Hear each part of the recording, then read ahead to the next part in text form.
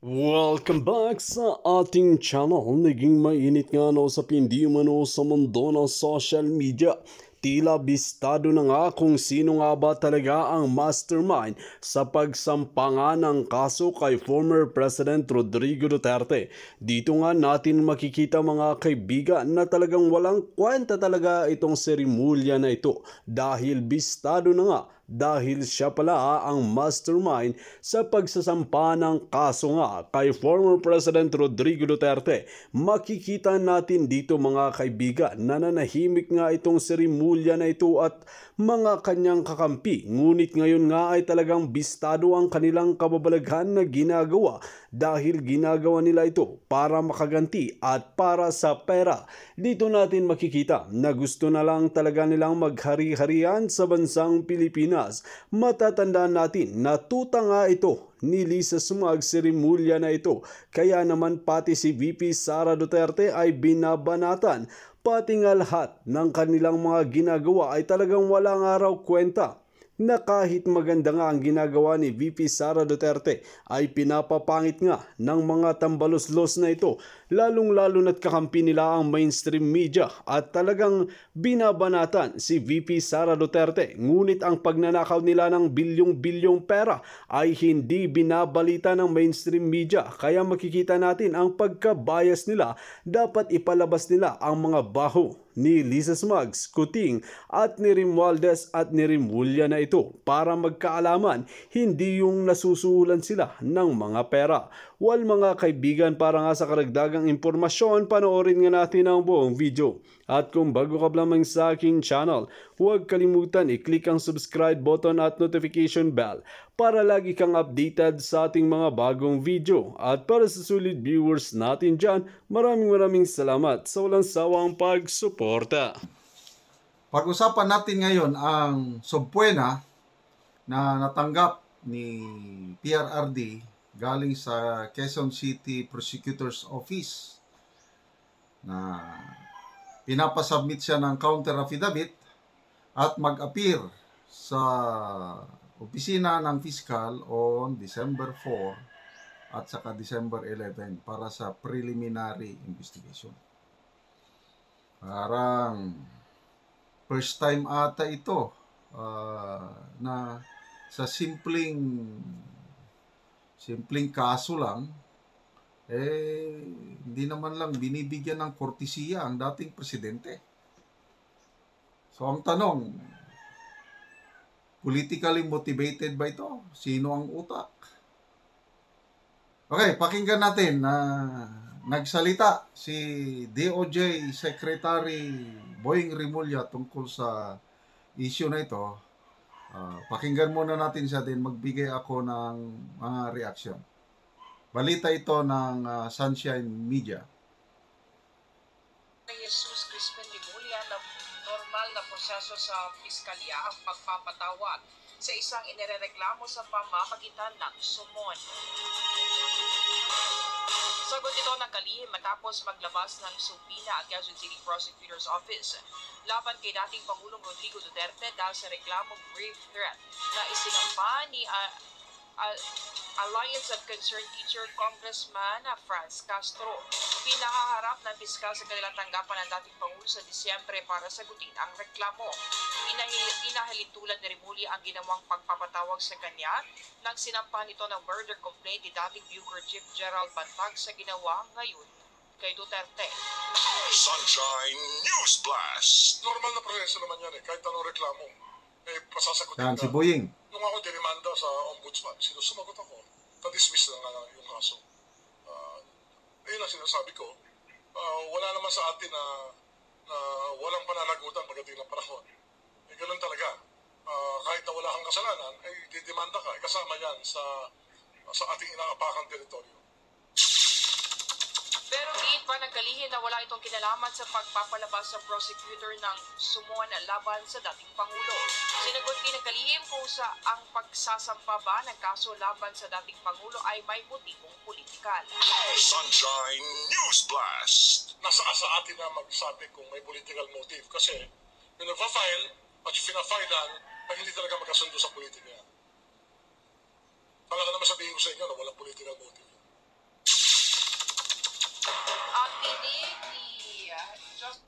Oh, so, may political motive ang pagsampa ng kaso kay PRRD. Very clear, ano?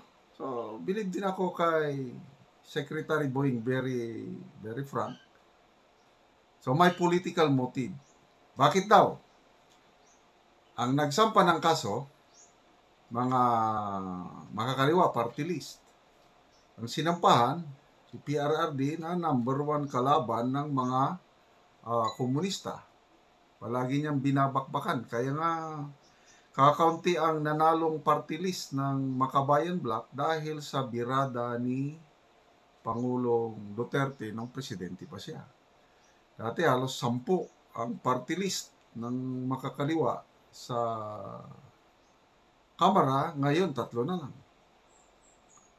So, ito, medyo, I don't know kung bakit ganon ang kataga na binitawan ng Pangulo.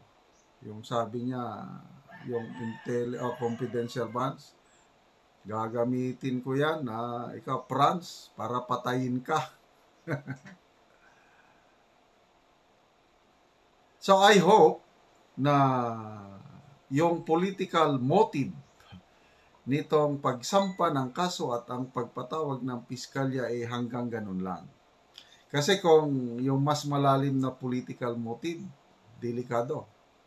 Ano yung mas malalim na political motive? Ito na yung girian sa politika by 2028, Romualdez versus VP Sara. Yan ang isang political motive. So as early as now, gumagalaw na ang kampo ng Marcos Romualdez Araneta para siraan si VP Sara at pwedeng isinasama na nila si PRRD. So, ako, analysis ko lang ito. There's a deeper political motive itong pagsasampa ng kaso at saka itong may basbas sa tingin ko yan, ha. Although it's a normal process. Tama naman 'yun. Na pag may nag-file ng complaint sa iyo sa piskal, dapat sagutin mo. Kagaya nga ng ginawa ni Secretary Boying nung nag-file ang ating DG Bantag ng murder case, nag-submit siya ng kanyang counter affidavit at it so happen na na-dismiss na. Walang probable cause. So, ito, inaasahan ko, I hope, magsasubmit si PRRD ng kanyang counter affidavit. At tingin ko naman, madaling lusutan yun eh. Basta walang deeper political motive, yung sundin lang ng piskalya yung, walang ano sa politika. Mahina yung ebidensya eh. Bakit? France man lang ang binanggit ni PRRD na patayin. France. Hindi naman niya binanggit exactly na Congresswoman Franz Castro. So, yun pa lang, lusot na si Tatay Digong. So, obserbahan natin December 4 and 11 ang preliminary investigation. Hopefully, by next year, January, February, may decision ng piskalya. So, ang inaasahan natin is walang probable cause. Ang mahirap, pag sasabihin ng piskalya na may probable cause at sasampahan si PRRD ng grave threat sa korte, yun na. Medyo, yun na yung deeper political motive na sinasabi ko. So, ang repercussion nito, yung maraming DDS na katulad ko, anong magiging reaksyon natin? Pagdating ng panahon na sasampahan na si PRRD ng grave threat na sa tingin ko, I don't know, tingin nyo na wala namang binanggit na Franz Castro. Ayan, medyo iinit na naman ang labanan sa politika. Lalo na ito pag sabayan pa yung deeper political motive, sabayan pa ng ICC na papasukin sa ating bansa para imbestigahan si PRRD. Kasi ang mga naunang pronouncement ng Presidente, DOJ, marami, na hindi nila papayagan. Itong Makabayan Black, nag-file na naman ng resolution asking the administration na payagan ang ICC. Kung papayagan, yun na. Medyo magkakaroon na talaga ng political unrest. Kasi, I believe, hindi papayag ang mga DDS na yung sakripisyo pinaghihirapan ni Tatay Digong nung panahon niya. Dahil, klaro na bumaba ang drug problem sa ating bansa nung panahon niya. Tapos, papasukin ng gobyernong ito ang ICC para lang yun na, politically motivated na to the highest degree. Gusto nila talagang sirain ang Duterte family para sila, sino sila? Itong Marcos, Romualdez, Araneta clan ang tuloy-tuloy na mamuno sa ating bansa. Hindi rin nila papayagan na another Duterte ang uupo. So, kaabang-abang ang mga susunod na pangyayari at let's pray na sana malampasan ito ni Tatay Digong at pati na rin si BP Sara, malampasan niya yung pagsubok na impeachment sa kanya na plano isampa sa Kongreso. Grabe! Wala akong magagawa, ate. Sorry. So, ang aking analysis, i-focus ko doon. Bakit ang presidente wala siyang magagawa sa initiative ng Kongreso na ipa-impeach si BP Sara? Earlier, sinabi ni Marlica na ang nag-utos, ang maniobra lahat ito ay si First Lady Lisa. Lahat ito nanggagaling sa mga puting ahas.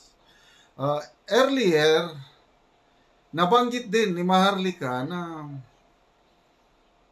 ang original plan pala noon na magkakandidato is Sara President, Amy Marcos Vice President. Yun ang original plan. Kailang ang gumalaw si First Lady, Attorney Lisa pa noon, gumalaw si Attorney Lisa, ang naging tulay niya basta ang mga Garcia sa Cebu. Kasi si Christine Frasco, yung DOT Secretary ngayon, malapit kay Sara. Spokeswoman ni Mayor Sara itong Frasco. So, very close. So, yun ang ginamit ni First Lady. Ang mga Garcia ang ginamit para makonvince si BP Sara, okay, na mag-slide down lang muna at patatakbuhing presidente si BBM. So, pumayag naman si BP Sara. Yun ang naintindihan ko sa mga revelasyon ni Marlica at ang mga puting ahas niya. So, ang analysis ko ngayon, ang pagka-presidente ni BBM, ang likod nito, si Attorney Lisa Marcos. Plus yung aligasyon pa na may smart magic. Si Attorney Lisa lahat.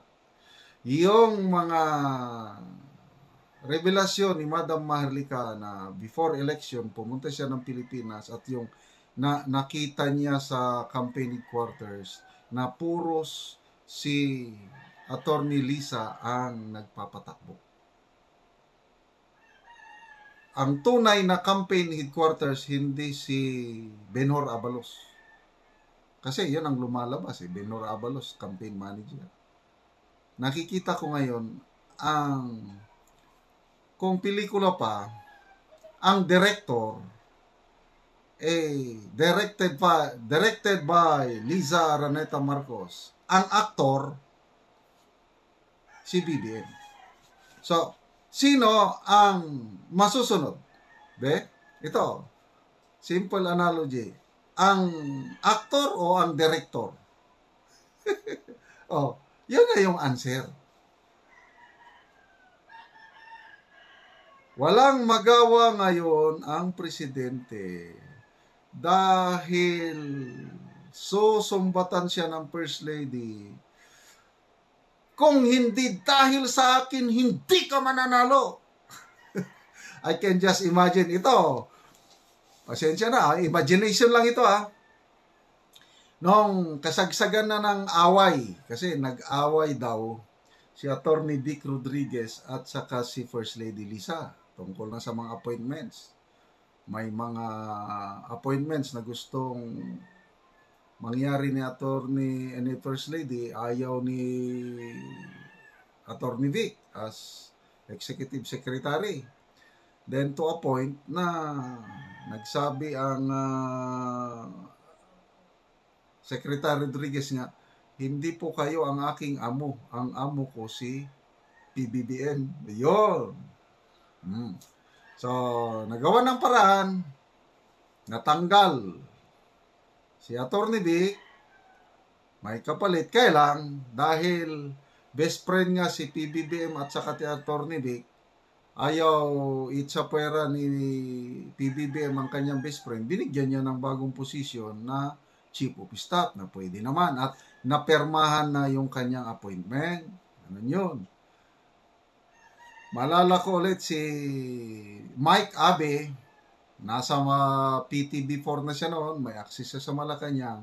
Galit na galit si Mike Abe. Sabi niya, nakita ko yung appointment papers na pirmahan na. So anong nangyari?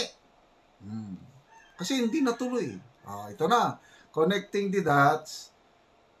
Revelasyon ng mga puting ahas ni Maharlika nung papunta na sila sa New York for the last year United Nations General Assembly.